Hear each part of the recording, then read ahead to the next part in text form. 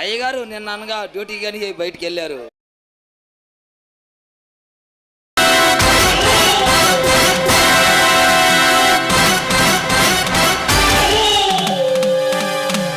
Inspector బాగున్నారా?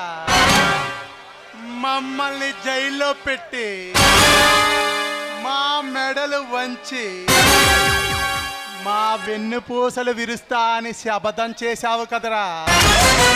ఇప్పుడు అదే జైలు కూడా నిన్ను తినిపించడానికి వచ్చానురా.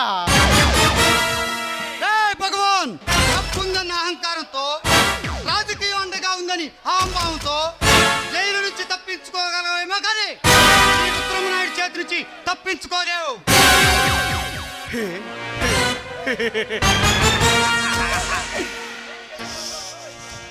షాబాస్ ఇన్స్పెక్టర్ షాబాస్.